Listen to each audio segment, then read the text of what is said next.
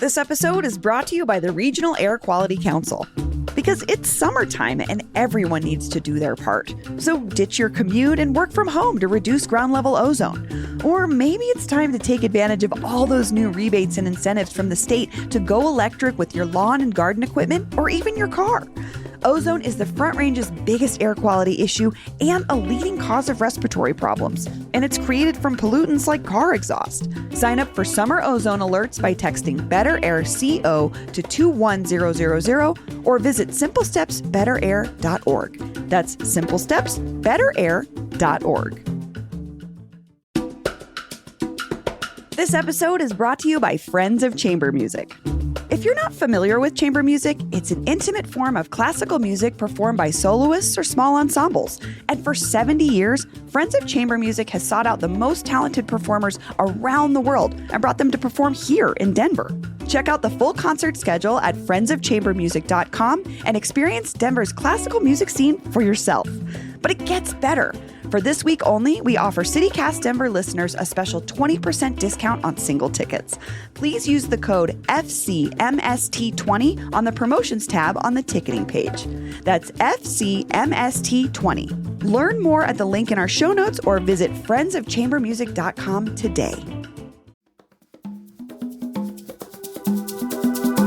Today on CityCast Denver. Former President Trump survived an assassination attempt over the weekend, shocking the country and shaking up the presidential race. So how will the divided Democratic Party respond to a defiant GOP? Democratic Congresswoman Diana DeGette has represented Denver since 1997, and she joins me today to talk about what Dems should really be worried about.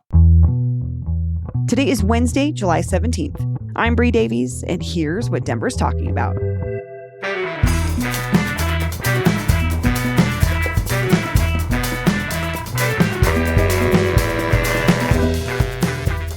Congresswoman Diana DeGette, welcome to CityCast Denver. I'm so glad to be with you.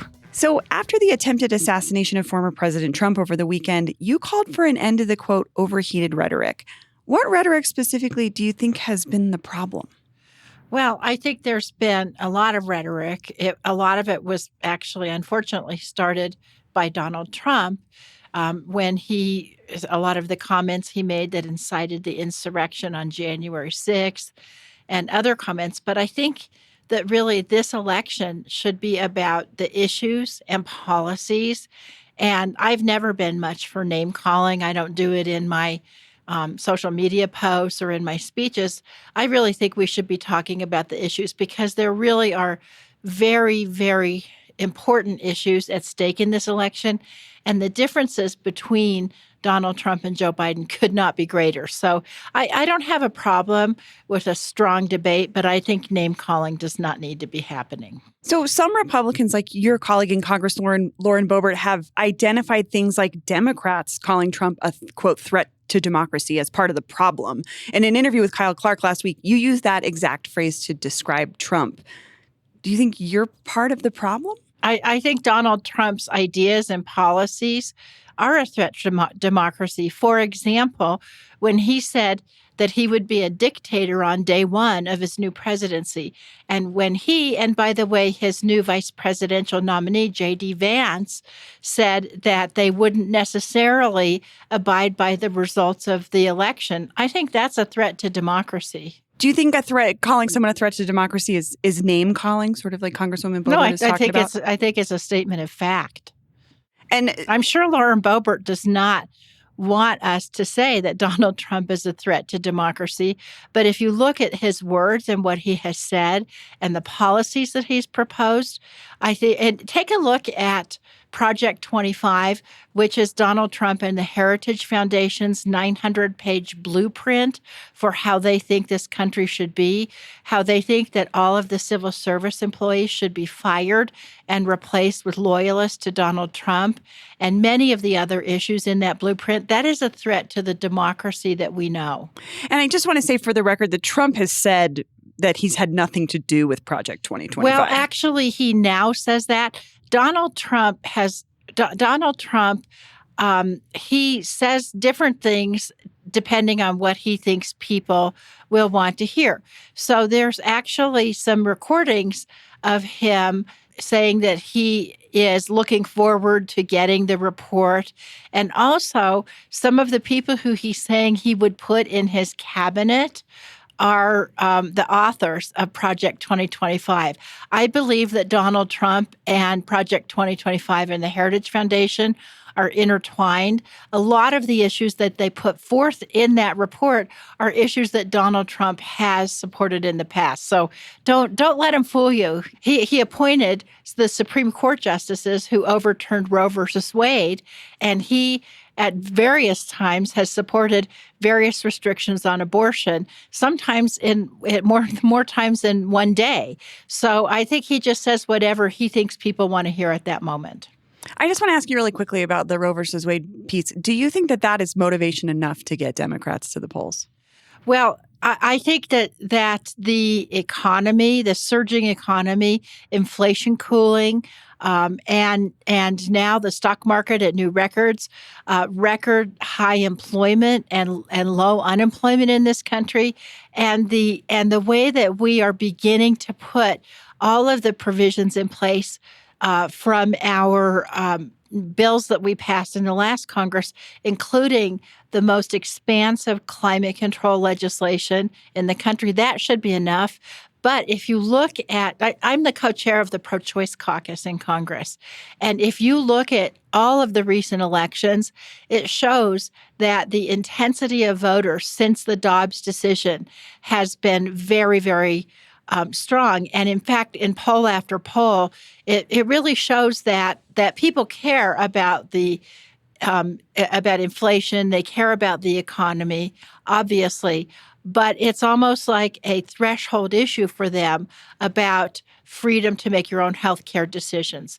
And if you look at the New York special election for Congress, George Santos's seat earlier this spring, and the weekend before that election, it showed it neck and neck. And then our candidate, the Democratic candidate, won by 11 points. So I want to go back to the assassination attempt. So after that, we heard President Biden again defiantly rejecting calls from now 19 of your Democratic colleagues in Congress for him to step back from the presidential election.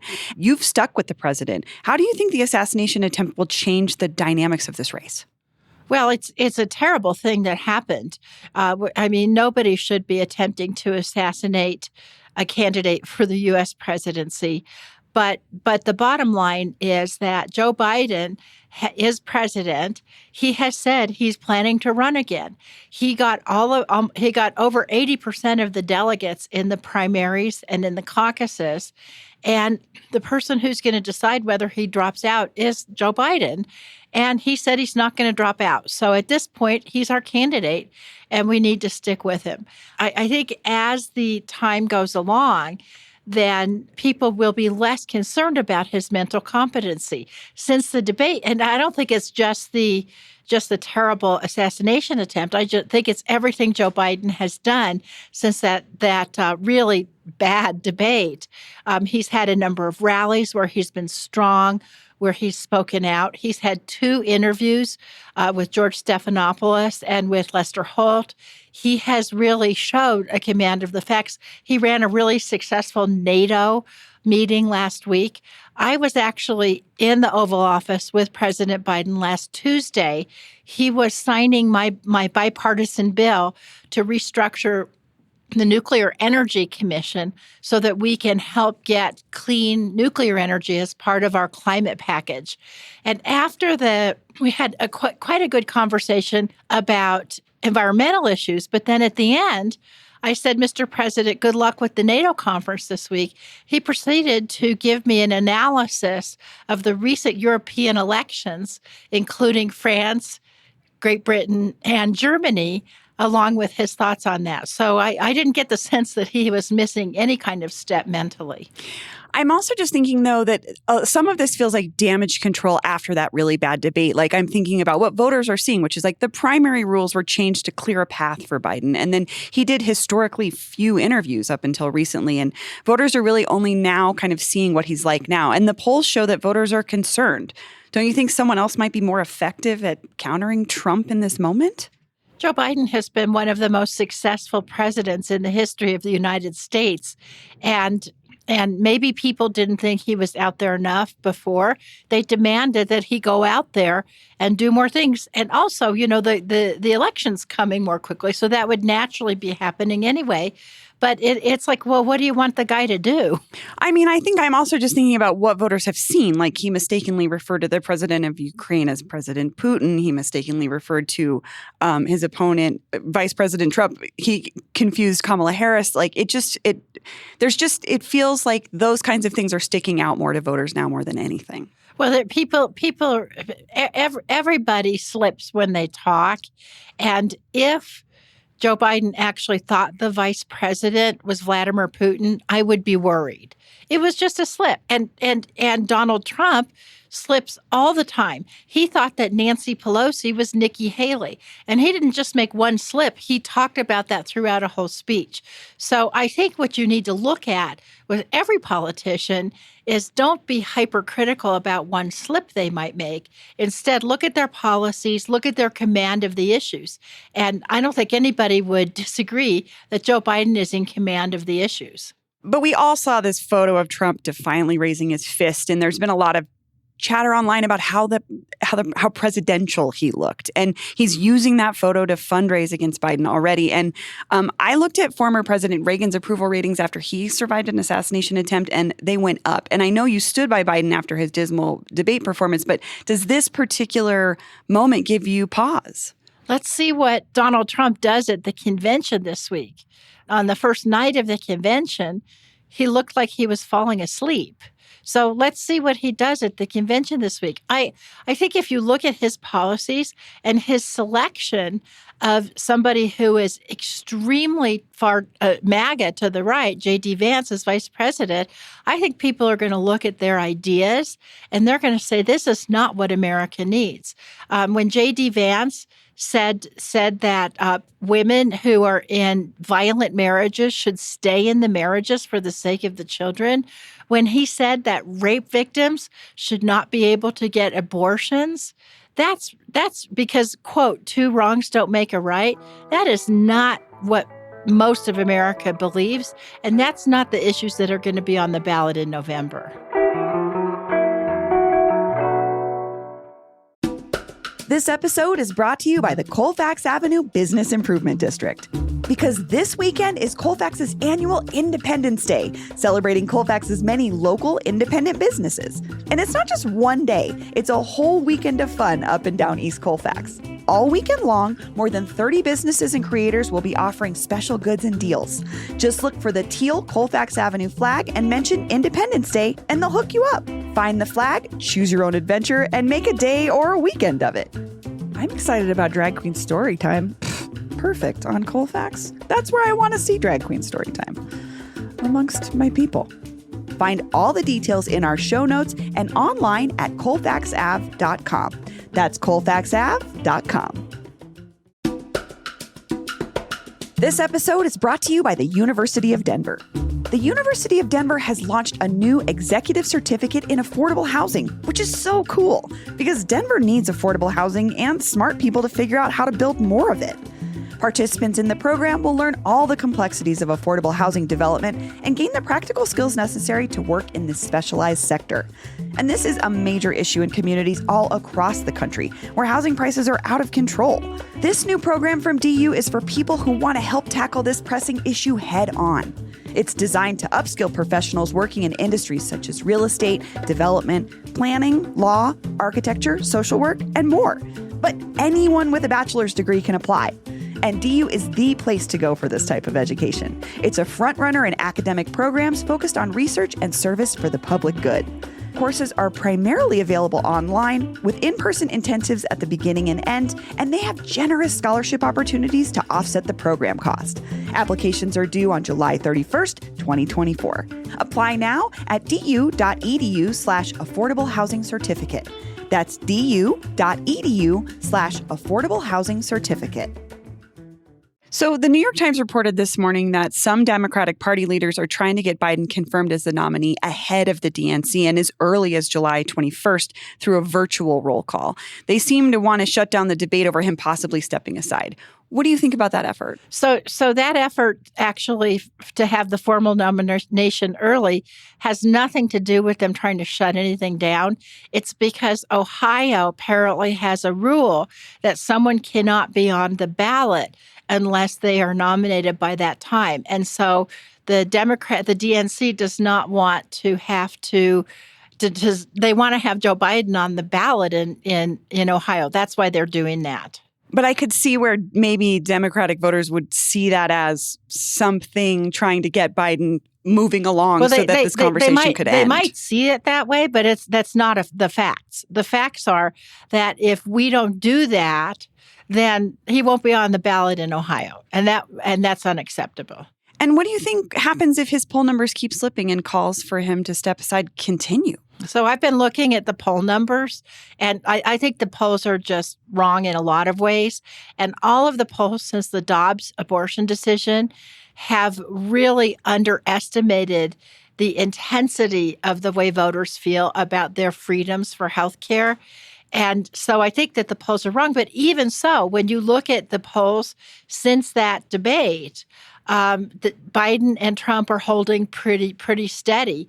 And it's a statistical dead heat nationally. So if you combine that with the intensity of the voters, I feel like we're in a pretty good place. Because one thing that's going to happen, I've seen this. I've been in politics for a long time now.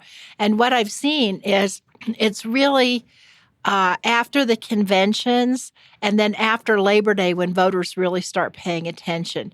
And now that the Republican ticket has been set with Donald Trump and J.D. Vance, what you're going to see is and also with Project 2025 and all of those really extreme positions, you're going to see much more of a conversation about issues and I think that the extreme positions of the Republican Party, which do not resonate with Americans, are going to be more and more in the forefront. You mentioned the intensity of the voters, and I have to say the only intensity I'm seeing is like kind of a desperation from Dems to win, and hearing people like Senator Michael Bennet say Trump is heading to a landslide. I disagree. I think Michael Bennet is wrong. I told you about the New York race. Let me give you some other races. There was a special election about a month ago in Ohio, and it's a ruby red Republican seat. It was held by a fellow named Bill Johnson, a former colleague of mine. And this is a seat that Donald Trump won in 2020 by 30 points. So they had a special election. The Republican, sort of a mainstream Republican, spent $700,000 on this special election.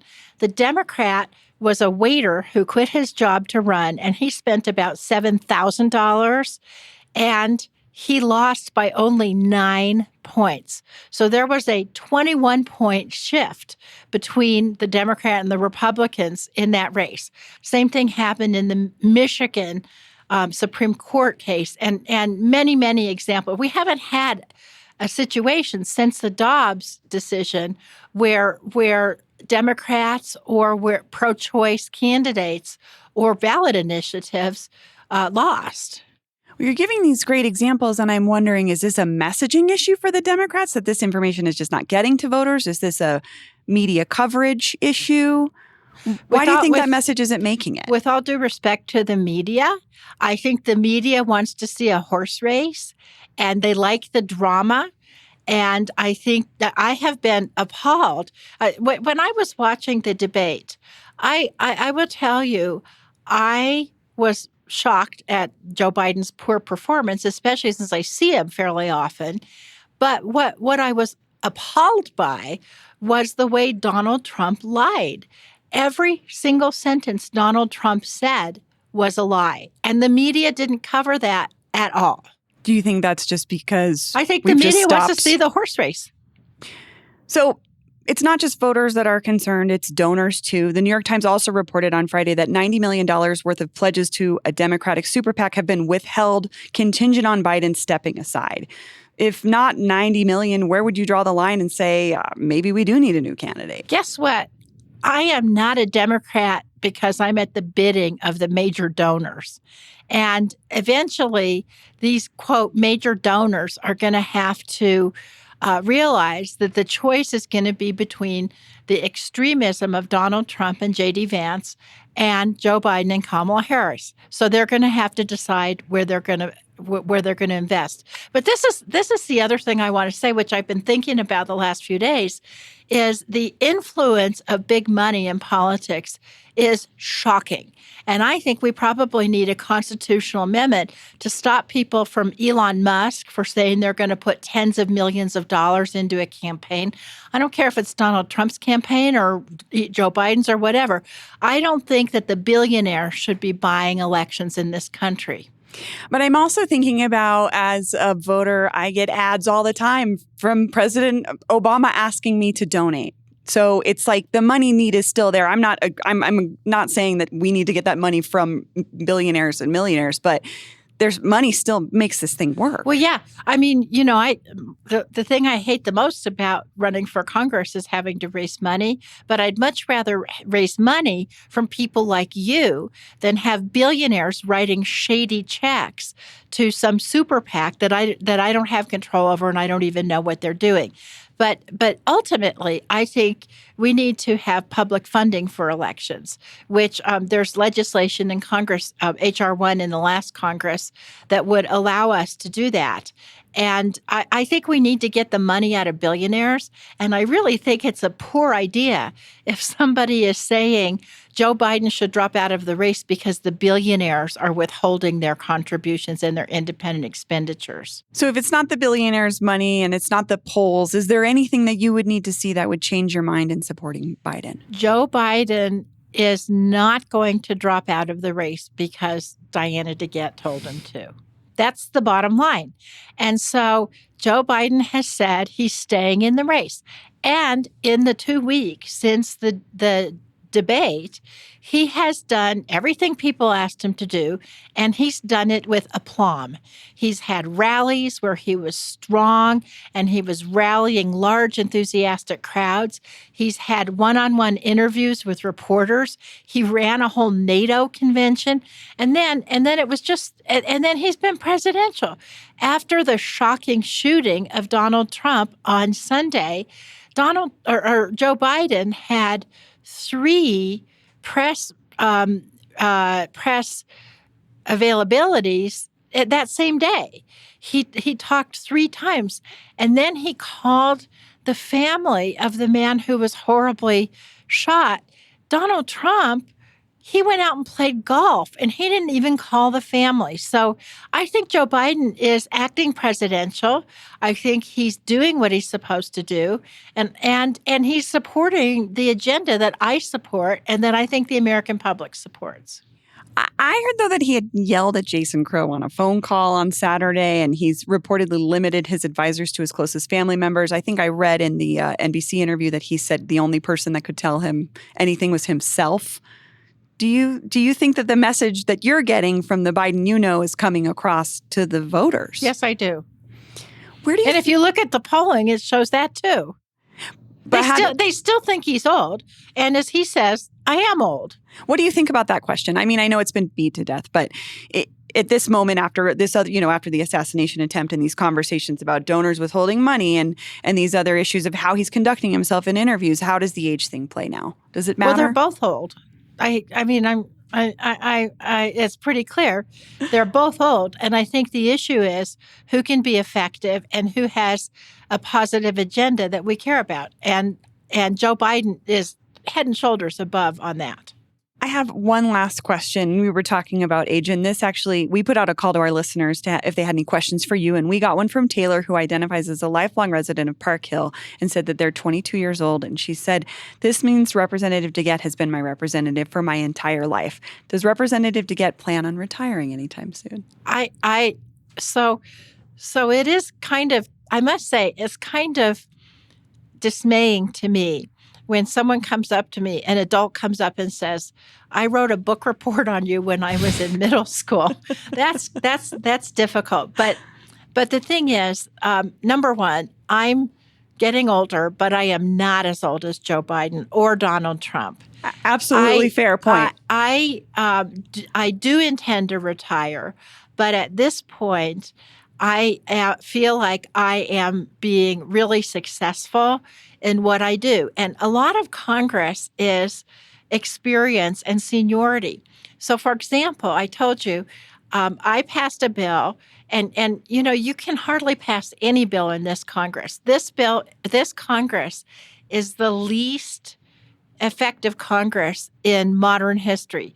Yet I was able to pass a bill, bipartisan, bicameral, and it restructured the Nuclear Regulatory Commission. And it did it in a way so that we can be able to more effectively and quickly, but also safely, confirm some of these the modular nuclear reactors and so on. And we passed it. People think this is going to be incredibly impactful in getting to 0% emissions by 2050, which is what we need to meet our climate goals. I was able to pass that bill because I knew the senators, both the Democrat and the Republican, and I was able to work with my Republican colleague in the House. I'm the senior Democrat on the Energy, Climate, and Grid Subcommittee. So that's what I did in the least effective Congress. And being the co-chair of the Pro-Choice Caucus, I've been working on developing all the messaging and sort of honchoing this issue forward so that when we keep the White House and the Senate and take the House, we will be prepared in the first days after we're sworn in to codify Roe versus Wade. So as long as I can have that kind of impact, I'm going to stay in this job because I think that I'm representing my constituents. But I do intend to retire someday. Someday? Yeah. Just leave it at that. It's someday. I don't have a, like I say, I'm making a difference right now. Well, Congresswoman Diana DeGette, thank you so much for joining me. Great being with you today.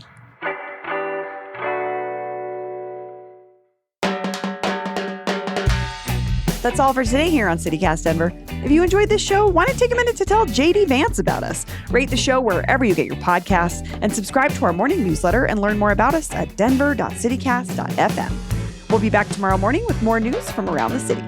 See you later.